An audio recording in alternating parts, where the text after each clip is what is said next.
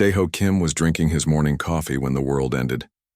He sat in his office chair, looking at reports from the night patrol. Nothing interesting had happened.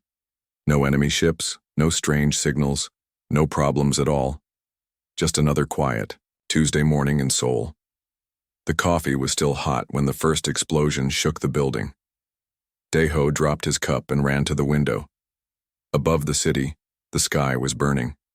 Massive ships hung in the air like dark clouds. They were beautiful and terrible at the same time. The ships looked like they were made of crystal and metal, shining in the morning sun. "Commander Kim," shouted his assistant, running into the office. "We have contact with alien vessels. They appeared from nowhere." Dae-ho grabbed his radio. "All units, this is command. Report status immediately." The radio crackled with panicked voices. Ships were appearing over every major city on Earth. New York, London, Tokyo, Moscow, all under attack. The aliens had come without warning, without any message or demand. They just started killing. On the other side of Seoul, Hae-jin Park was working in her underground laboratory. She was a quantum physicist, one of the best in the world. Her computer screen showed her latest research on energy patterns. She loved her work, but today something felt wrong. The ceiling shook above her head. Dust fell from the lights. Then her emergency alert system started screaming. She switched on the news feed and watched in horror as the alien ships destroyed everything they could see. "Tae-sung," she whispered, thinking of her brother. He was a fighter pilot stationed at the airbase outside the city. She tried to call him, but the phone lines were dead. High above the city, Tae-sung Park was already in his fighter jet. He and his squadron had been scrambled the moment the alien ships appeared. 12 of the best pilots in the Korean Air Force flying toward certain death. "Stay together," Tae-sung said into his radio. "We don't know what these things can do." They found out quickly. The alien ships had weapons that turned matter into nothing. Tae-sung watched as his friends disappeared in flashes of light. Their jets simply stopped existing. No explosion, no debris, just gone. He fired his missiles at the nearest alien ship. They bounced off like raindrops hitting a window. The alien ship turned toward him, and Tae-sung saw his death coming. A beam of white light reached out and touched his jet. Hae-jin was still watching the news when she saw the fighter jets engage the aliens. She recognized the squadron markings. Those were her brother's unit. She watched 12 jets become nothing in less than a minute. "No," she said, falling to her knees. "No, no, no." The aliens were not interested in talking. They sent one message to Earth, broadcast on every frequency at once. The voice was cold and emotionless, like a machine reading a shopping list. "This species lacks the genetic markers for useful integration. The planet will be cleansed for resettlement. Resistance is pointless." Admiral Boram Lee was in the command center when the message came through. She was the highest-ranking military officer on Earth, and she had just watched humanity's defenses crumble in 6 hours. 3 billion people were dead. Most of Earth's major cities were smoking ruins. "Ma'am," said one of her officers, "we're getting reports from the moon bases and the outer colonies. They want to know if they should come back to help." Boram stared at the tactical display. Earth was lost.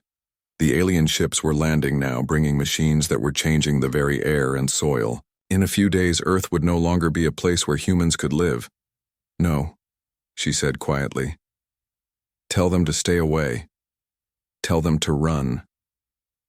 Dae-ho was helping coordinate the evacuation from his bunker beneath Seoul. The building above had been destroyed hours ago, but the underground facilities were still working. He was trying to get as many people as possible to the emergency shelters and the hidden spaceports. "Sir," said his communications officer, "we have transport ships ready to leave for the outer colonies, but we can only take 50,000 people. There were 10 million people in Seoul alone." Dae-ho closed his eyes and made the hardest decision of his life. "Priority to children, scientists, and military personnel," he said. "Get them out of here." Hae-jin was on one of those ships. She didn't want to leave, but soldiers had dragged her from her laboratory. They said she was too important to lose. Her research might be the key to fighting back someday. As her ship lifted off from the hidden spaceport, She looked down at her burning world. The aliens were already changing it. The sky was turning a different color. The oceans were boiling. Earth was dying. The aliens didn't even bother to chase the escape ships. Why would they? They had won completely. Humans were just insects to them. And insects don't matter once you've sprayed the nest. The last message from Earth came from Admiral Bo-Ram Lee. She was in a bunker deep underground, watching the surface through cameras that were failing one by one. "This is Admiral Lee to all human colonies," she said. "Earth has fallen. Do not attempt rescue missions. Do not come back. Remember us, but save yourselves. The enemy is beyond anything we can fight. They treat us like we treat ants. We are nothing to them."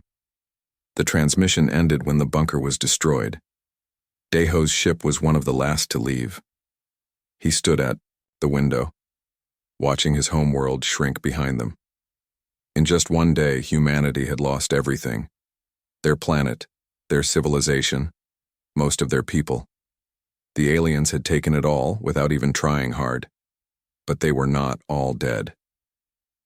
Scattered across a dozen colonies, maybe 200 million humans had survived. They had their ships, their technology, and their anger. The aliens thought the job was finished. They thought humans were extinct. They were wrong about that. But it would take time for them to learn just how wrong they were. The crystal ships continued their work, reshaping Earth for their new owners. They had no idea that somewhere in the darkness between the stars, the survivors were already planning their revenge. 5 years had passed since Earth died. Heejin Park worked in a laboratory carved into an asteroid, far from any star that might give them away. The mining world of Kepler 442b was cold and dark, but it was hidden. That was all that mattered. Now, she had pieces of alien technology spread across her workbench. Every fragment had been stolen at great cost. Many good people had died to bring her these samples. She studied them day and night, trying to understand how the Velthari weapons worked. The aliens called themselves Velthari, though humans had learned this from intercepted communications. They still treated humanity like an extinct species. In their reports, Earth was listed as cleansed and prepared for colonization. They had no idea that humans still existed. Daeho Kim was now Admiral Kim, commanding what remained of humanity's military forces. His fleet hid in the shadows between worlds using asteroid bases and abandoned space stations. They had maybe 300 ships total. Most were converted cargo vessels and mining equipment. Against the Velthari's thousands of warships, it wasn't much, but they were learning to fight in new ways. Hit-and-run attacks, sabotage, stealing supplies and technology. The Velthari barely noticed these pinpricks, but each small victory taught the humans something new about their enemy. "Admiral," said his communications officer, "Dr. Park is requesting an urgent meeting. She says she's found something important." Daeho nodded. Heejin rarely asked for meetings unless she had real news. He took a shuttle to her research station, flying through the asteroid field that hid their main base. Heejin met him at the airlock. She looked tired but excited. For 5 years she had been trying to crack the secret of Velthari technology. Every attempt had failed. Their weapons were too advanced, their defenses too strong. "I think I found their weakness," she said without any greeting. She led him to her laboratory. The walls were covered with diagrams and equations that hurt to look at. In the center sat a piece of a Velthari power core, glowing with soft blue light. "Their technology is quantum-based," Heejin explained. "But it's not just about energy patterns. It's connected to their minds somehow. The crystals in their weapons respond to specific neural frequencies." Daeho frowned. "I don't understand. What does that mean for us?" "It means their weapons are designed to work with their brains," Heejin said. "But human brains work differently. We think differently, and I believe that difference could be turned into a weapon." She showed him her latest creation. It looked like a normal rifle, but with strange crystals attached to the barrel and a helmet connected by wires. "I call it a neural disruptor," she said. "It uses modified Velthari technology, but it needs a human operator. The helmet reads your brainwaves and translates them into quantum disruption patterns. In theory, it should overload their power systems." "In theory," Daeho repeated. "Well, said a new voice. Let's test the theory. They turned to see Jinwoo Choi entering the lab. He was the security chief for the research station, a former Marine who had lost his entire unit defending Seoul. He had volunteered for every dangerous mission since then. Jinwoo, no, Hyejin said. We don't know if it's safe. The neural interface could damage your brain. My brain's not worth much if we all die anyway, Jinwoo replied. Besides, someone has to be first. Before anyone could stop him, he picked up the weapon and put on the helmet. The crystals began to glow and Jinwoo's eyes widened. I can feel it, he whispered. It's like the weapon is alive. An alarm started ringing. The base's sensors had detected incoming ships, Velthari patrol vessels hunting for the pirates who had been stealing their technology. How many? Daeho asked. 3 ships, reported the duty officer. Light cruisers, they'll be here in 10 minutes. The base had some defenses, but nothing that could stop Velthari warships. Usually, they would evacuate immediately. But this time, they had something new to try. Get me a ship, Jinwoo said, still holding the neural disruptor. Let's see if this thing works.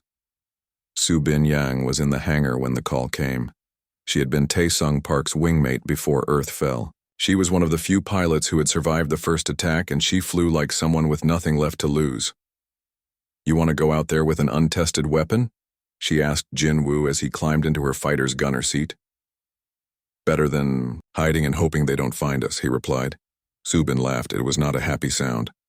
Fair point, strap in, we're going hunting. Her fighter was a human design, fast and agile but lightly armed. Against Velthari shields, her normal weapons were useless. But now she had something different. The 3 alien ships were moving slowly through the asteroid field, scanning for the hidden base. They looked confident, untouchable. For 5 years, nothing had been able to hurt them. Su Bin's fighter slipped between the asteroids, getting close to the lead ship. The Velthari probably didn't even see her coming. Why would they? Human ships couldn't threaten them. Target acquired, Jinwoo said. The helmet was making his voice sound strange. Firing, the neural disruptor didn't make much noise. It just hummed quietly, like a cat purring. But the effect on the Velthari ship was dramatic. Its shields flickered and died. Then its weapons went offline. Finally, its main power core exploded in a brilliant flash. For the first time in 5 years, a Velthari ship had been destroyed by human weapons. Holy, Su Bin whispered. The other 2 ships immediately focused on the tiny fighter. Energy beams lanced out, trying to swat it like a bug. But Su Bin was ready for them. She danced between the attacks, letting Jinwoo target the second ship. Another neural disruptor blast, another dead alien ship. The 3rd ship tried to run, but it was too late. Su Bin caught it before it could jump to hyperspace, and Jinwoo finished it with a 3rd shot. In the base, everyone was watching the battle on their screens. When the last Velthari ship exploded, the control room erupted in cheers. For the first time since Earth fell, humans had won a real victory. But Hyejin was already thinking about what came next. 3 ships were just the beginning. The Velthari had thousands more, and now they would know that humans still existed. We need to mass-produce these weapons, she told Admiral Daeho. And we need to do it fast. Once they realize we're still alive, they'll come for us with everything they have. Daeho nodded. How long do you think we have? Not long, Hyejin said. Maybe weeks. The Velthari are efficient. When they discover a problem, they solve it quickly. But she was smiling as she said it.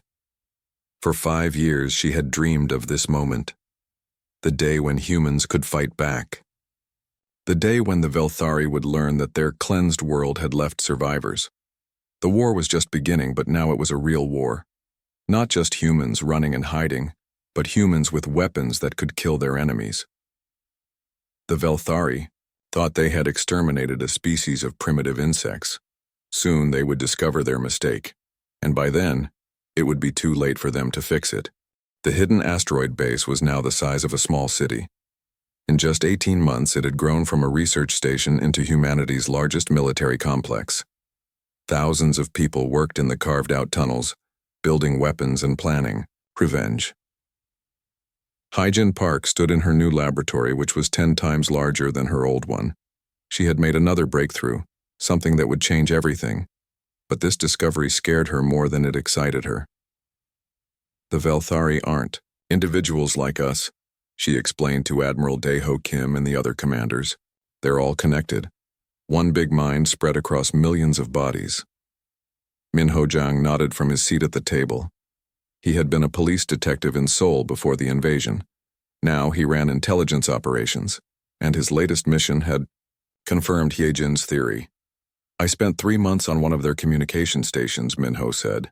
They don't talk to each other the way we do. They just know things like all their thoughts are shared. That's why they're so efficient, Hyejin continued. But it's also their weakness. If we can disrupt their connection, we can hurt all of them at once. She activated a holographic display showing her latest creation. It looked like a bomb, but covered in the same crystals as the neural disruptors. I call it a consciousness bomb, she said. It doesn't destroy matter. It destroys the quantum patterns that let their minds connect. Hit one ship with this and every Velthari in the system will feel it. Young Soo Han, who had been an engineer before becoming a soldier, studied the hologram carefully. How big is the effect? That depends on how much power we give it, Hyejin said. With enough energy, we could affect an entire star system, maybe more. The room went quiet. They were talking about a weapon that could cripple billions of enemies at once. It was exactly what they needed to win the war. But the power required would be enormous. We'll need to capture one of their major facilities, Admiral Daeho said, finally. Something with massive power generators. I know just the place, Minho said. There's a Velthari stronghold at Velnash. It's their main military command center for this sector. Heavily defended, but it has the power systems we need. Subin, Yang looked up from the tactical display she had been studying. She was now a squadron commander, leading some of humanity's best pilots. All of them flew ships equipped with neural disruptors. My people can get you there, she said. But we'll need a distraction. Something to pull their main fleet away from. Velnash. Leave that to me, said Yoonji Kim, entering the room with a tablet full of reports. She had been a teacher before the war, but now she coordinated the liberation of human prisoners from Velthari labor camps. Her operations had freed thousands of people and given humanity valuable intelligence. We've located 12 prison camps in the Velnash system, Yoonji said. If we hit all of them at once, they'll have to respond. They can't let us free that many prisoners. Admiral Daeho studied the plan. It was risky, but it could work. Split their forces, hit multiple targets, and use the confusion to plant the consciousness bomb at the main facility. Operation Broken Star, he said. We'll need every ship we have. 3 weeks later, the human fleet gathered at the edge of the Velnash system. It was the largest force humanity had assembled since Earth fell. 300 ships from massive converted cargo vessels to tiny fighters, all of them armed with neural disruptor technology. The Velthari had no idea they were coming. Why would they? Humans were extinct. The few pirates causing trouble in the outer systems were just a minor nuisance. All units, this is Admiral Kim, Daeho broadcast to the fleet. Today we stop running. Today we stop hiding. Today we show them what happens when you attack Earth. The attack began at exactly 0800 ship time. Subin Yang led her fighters in a screaming dive toward the orbital platforms around Velnash. Behind her came the assault ships carrying liberation teams to the prison camps. The Velthari responded just as they had planned. Ships rushed from the main facility to defend the camps. The orbital defenses opened fire, but their weapons were designed to fight Velthari technology. Against human neural disruptors, their shields might as well have been made of paper. Young Soo Han commanded the engineering team that landed on Velnash itself. Their job was to plant the consciousness bomb at the heart of the Velthari power grid. But first, they had to fight their way through the base's defenses. The Velthari ground forces were just as vulnerable as their ships. Their weapons and armor stopped working when hit by neural disruptor beams. Young Soo watched enemy soldiers collapse as their equipment failed, leaving them helpless.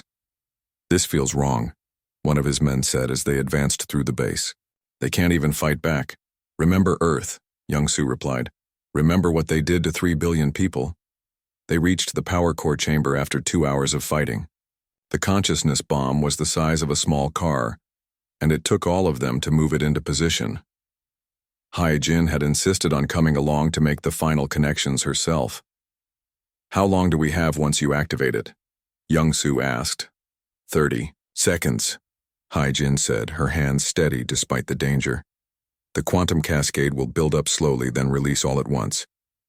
She finished the connections and started the timer. Around them, the Velthari power core hummed with enough energy to light up a planet.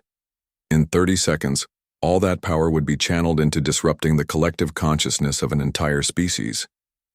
Time to go, Young-Soo said.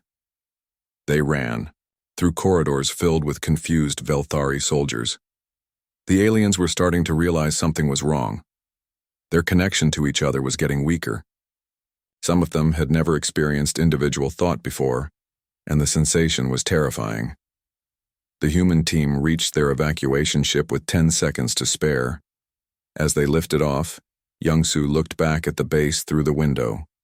Think it will work? He asked Hai-Jin. She was monitoring the bomb's progress on her tablet. The cascade is building. It should reach critical mass in 3, 2, 1. The explosion wasn't visible from outside, but across the entire Velnash system, every Velthari ship suddenly went dark. Their crews collapsed, clutching their heads as the collective consciousness that had defined their species for millions of years simply stopped. On the prison camp worlds, Yoonji Kim watched her liberation teams free thousands of human captives. But she also saw something unexpected. Some of the Velthari guards were surrendering.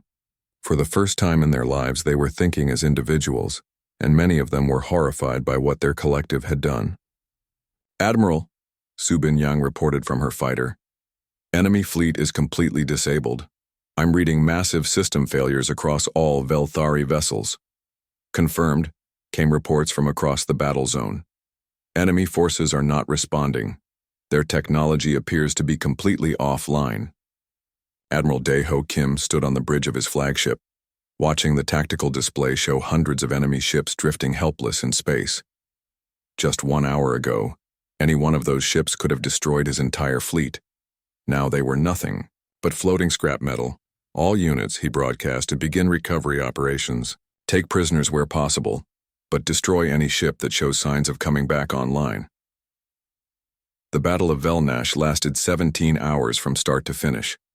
When it was over, humanity had captured an entire star system and dealt the Velthari Empire its first major defeat. More importantly, they had proven that the aliens were not invincible. But Hai-Jin knew this was just the beginning. The consciousness bomb had worked better than expected, but its effects were temporary. The Velthari collective would recover eventually, and when it did, it would be angry. How long before they adapt? Admiral Dae-ho asked her. Months, maybe. A year, Hai-Jin said. But they will adapt. We need to hit them again before they figure out how to defend against our weapons. The Admiral nodded. Then we'd better start planning the next attack. Around them, the human fleet began the long work of securing their first major victory. They had proven they could hurt the Velthari. Now they needed to prove they could destroy them completely. 18 months after the Battle of Velnash, the Velthari Empire was dying. What had once been the galaxy's dominant power was now a collection of isolated systems, cut off from each other and unable to coordinate their defenses.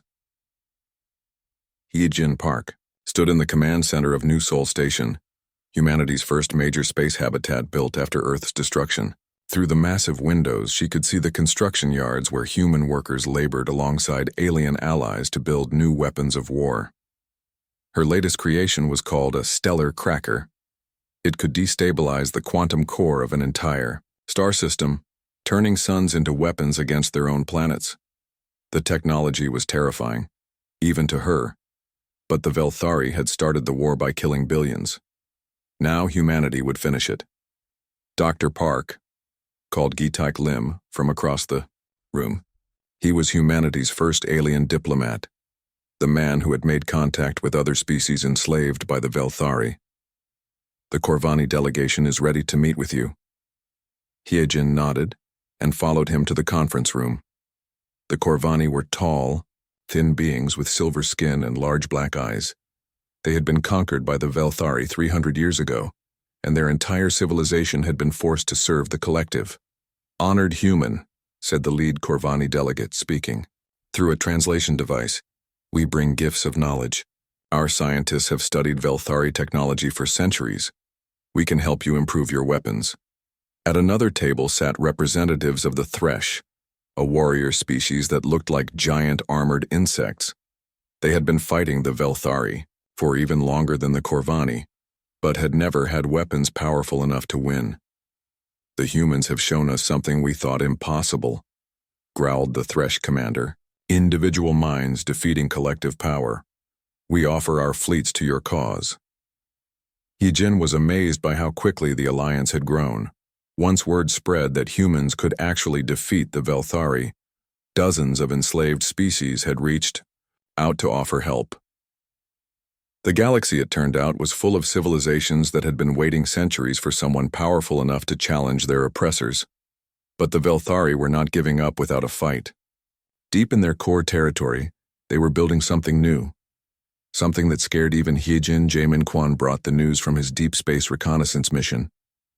He had been a scientist before the war, but now he led the teams that spied on Velthari activities in their most heavily defended systems. "They call it a reality anchor," he reported to Admiral Dae-ho Kim and the senior staff. "It's some kind of quantum stabilization device.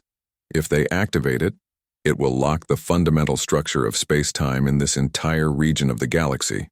"What does that mean for our weapons?" Admiral Dae-ho asked. "It means they won't work," Hyejin said grimly. "The reality anchor will make their technology permanently dominant. Our neural disruptors, the consciousness bombs, even the stellar crackers, none of them will function in a stabilized quantum field." The room fell silent. Without their advanced weapons, humanity would be back to throwing rocks at starships. The Velthari would win by default. "How long until they finish it?" asked Su Binyang. She now commanded an entire battle group, leading some of the most experienced pilots in the human fleet. "Our intelligence suggests 6 months, Jamin said. "Maybe less." Admiral Dae-ho stood up slowly.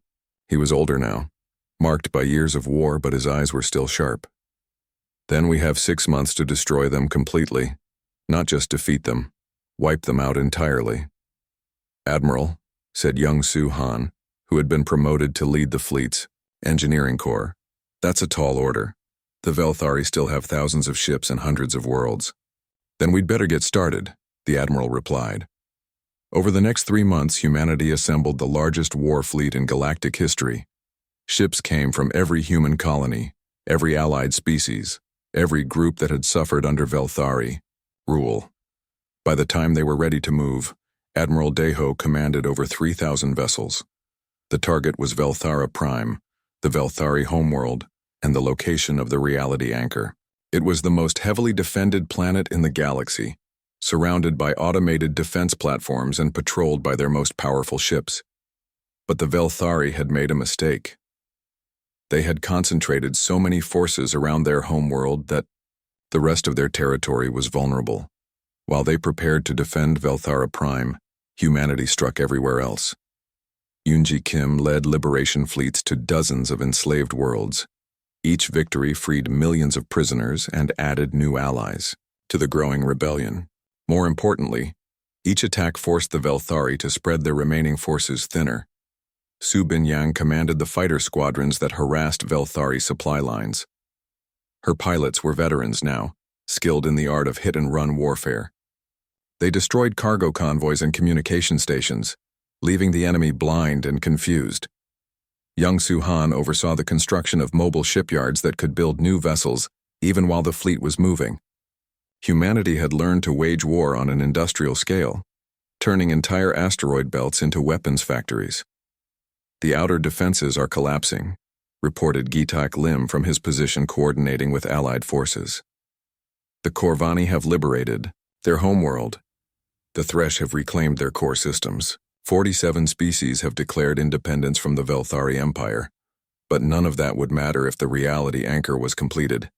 Hyojin worked day and night to find a weakness in the Velthari's ultimate weapon. She had teams of the galaxy's best scientists helping her, but time was running out. There, she said finally, pointing to a section of the technical readouts they had stolen. The quantum resonance chamber. If we can overload it with enough neural disruption energy, the feedback should destroy the entire device. How much energy are we talking about? Admiral Deho asked. More than we've ever used before, Hyojin admitted. We'd need to sacrifice one of our capital ships as a delivery system, and whoever pilots it into the resonance chamber won't be coming back. The room was quiet for a moment. Then Subin Yang stepped forward. I'll do it, she said. My squadron can get me through their defenses. Subin, no, said Admiral Deho. We need you alive. You need the reality anchor destroyed more, she replied. Besides, someone has to pay them back for Taesung and all the others. 3 days later, the massive human fleet emerged from hyperspace at the edge of the Velthara system. Waiting for them was the largest concentration of Velthari forces ever assembled. Thousands of crystal ships in perfect formation, backed by orbital weapons platforms that could crack planets. All units, Admiral Deho broadcast. This is it. Today, we end the war. Today we avenge Earth for humanity. The battle began with a storm of energy that lit up space like a second sun. Velthari and human ships clashed in the largest space battle in galactic history. The fighting was so intense that it could be seen from neighboring star systems. But while the fleets battled, Subin Yang led her special mission toward the reality anchor facility on Velthara Prime's largest moon. Her ship was loaded with every piece of neural disruption technology humanity could build, turned into one massive bomb. Target acquired, she reported as the facility came into view. Beginning final approach. The Velthari defenders threw everything they had at her small squadron. Most of her escorts were destroyed before they reached the moon's surface. But Subin's ship made it through, diving into the quantum resonance chamber at the heart of the reality anchor. For Earth, she whispered, and triggered the neural disruption bomb. The explosion tore through the facility and rippled outward through subspace. Across the galaxy, every Velthari ship suddenly went dead, as their collective consciousness was shattered once and for all. The war was over. But the real work was just beginning. The Battle of Velthara Prime lasted 17 hours and reshaped the galaxy forever. When the neural disruption bomb exploded at the heart of the reality anchor, it sent a pulse through every Velthari mind in existence. For the first time in their species' history, the collective consciousness that had defined them for millions of years simply stopped working. Admiral Deho Kim stood on the bridge of the Soul's Vengeance, humanity's first purpose-built dreadnought, and watched the enemy fleet go silent. Thousands of crystal ships that had been fighting desperately just moments before now drifted helpless in space. Their crews were alive, but they were no longer connected to each other. Admiral, reported his communications officer, we're receiving surrender signals from multiple Velthari vessels. They're asking for mercy. It was something no one had expected. The Velthari had never surrendered before. They had never even seemed capable of the concept. But now, thinking as individuals for the first time, many of them were horrified by what their collective had done to other species. Young Su Han led the boarding parties that secured the alien ships. As his teams moved through the crystal corridors, they found Velthari soldiers sitting in corners, holding their heads and shaking. Some were crying, another thing their species had never done before. They don't know how to be individuals, Young Su reported back to the Admiral. Most of them have never had a single independent thought. They're terrified. On the surface of Velthara Prime, Yoonji Kim coordinated the liberation of countless prison facilities. But what she found there changed everything she thought she knew about the war. The Velthari hadn't just enslaved other species, they had enslaved themselves. Admiral, she called from the planet's surface, you need to see this. The entire Velthari civilization was built on forced mental connection. They weren't born this way. Someone made them into a collective. The discovery sent shockwaves through the human fleet. Ancient records found in Velthari archives told the story of a species that had once been as diverse and individual as humanity. But millions of years ago, their leaders had used technology to link everyone's minds together, believing it would end war and suffering. Instead, it had turned them into the galaxy's greatest threat. They were victims too, Hyejin Park said, as she studied the historical data. Their own government destroyed their individuality and turned them into a weapon. Gitek Lim was coordinating with the freed Velthari, who wanted to help establish a new government. Many of them were scientists and engineers who had spent their entire lives serving the collective without question.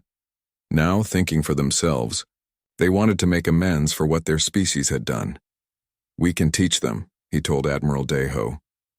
"Help them learn how to be individuals. Some of them have incredible knowledge that could help rebuild the galaxy." But not all the Velthari wanted to change. In the deepest parts of their territory, small groups of fanatics were trying to rebuild the collective consciousness. They saw individual thought as a disease that needed to be cured. Young Su-han led the task forces that hunted down these holdouts. It was dangerous work. The fanatic Velthari still had access to some of their old technology, and they were willing to destroy entire star systems rather than let other species remain free. "We found another collective node," he reported after a particularly difficult battle. They had converted an entire planet into a giant neural amplifier. We had to use a stellar cracker to stop them from restoring the connection to their surviving ships. The cleanup took almost 2 years. By the time it was finished, the Velthari Empire was truly gone.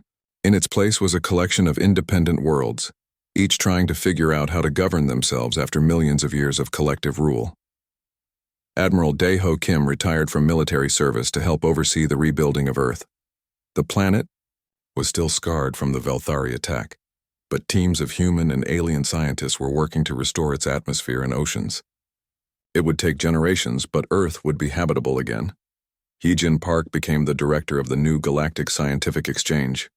Her job was to coordinate research between all the different species that were now free to pursue their own scientific goals. The knowledge sharing was incredible. Technologies that one species had developed over millennia could be combined with innovations from others. Yoonji Kim established the Liberation Council, an organization dedicated to helping former Velthari slaves adjust to freedom.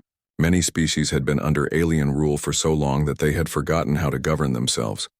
The council provided guidance and support to help them rebuild their civilizations. Gitek Lim became the first director of the Galactic Unity Project, working to establish peaceful relationships between all the freed species. It wasn't easy work. Some species had old grudges against each other, and some of the former Velthari were still struggling with concepts like individual rights and democracy. But slowly, steadily, the galaxy was healing. 5 years after the fall of Velthara Prime, representatives from over 200 species gathered on rebuilt Earth for the first Liberation Day ceremony.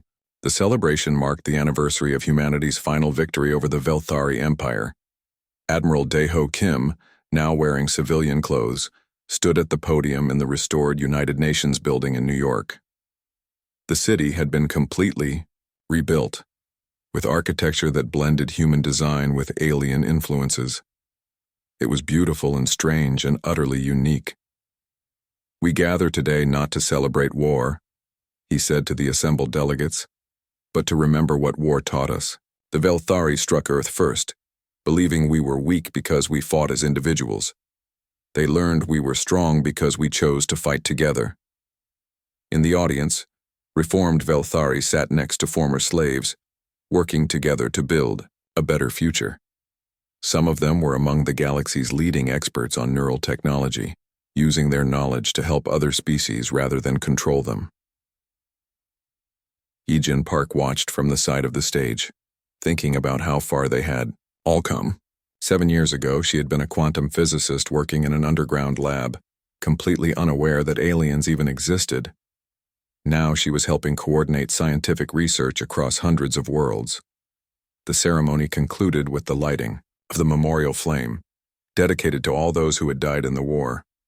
Human names were carved into the memorial alongside those of Corvani, Thresh, and even Velthari, who had died fighting against their own collective. As the flame blazed in, the evening sky Ships from across the galaxy could see it from orbit. It was a symbol of remembrance but also of hope. The galaxy had survived its darkest period and emerged stronger than ever.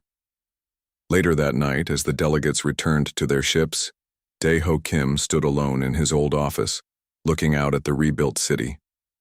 Seoul was beautiful again, full of life and light and the sound of children playing in the streets. "Did we do the right thing?" asked a voice behind him. He turned to see Hee-jin Park entering the office. She looked older now, marked by years of responsibility, but her eyes were still bright with curiosity. "Destroying the Velthari collective was necessary," Dae-ho said. "But helping them learn to be individuals again, that was the right thing. 3 billion people died when they attacked Earth," Hee-jin said quietly. "Sometimes I wonder if we should have been more vengeful." "The dead wouldn't want us to become monsters," Dae-ho replied. "They would want us to build something better. And that's what we've done." Outside the window, the lights of New Seoul stretched to the horizon. Above them, the stars shone with the lights of 1,000 worlds, all of them free to choose their own destiny. The Velthari had struck Earth first, believing it would be the end of humanity's story. Instead, it had been the beginning of something much larger. The galaxy was no longer ruled by fear and collective oppression. It was ruled by individuals working together, choosing cooperation over conquest. And somewhere among those stars, new species were taking their first steps into space, knowing they would find friends waiting for them instead of conquerors. The war was over. The real work of building peace had just begun.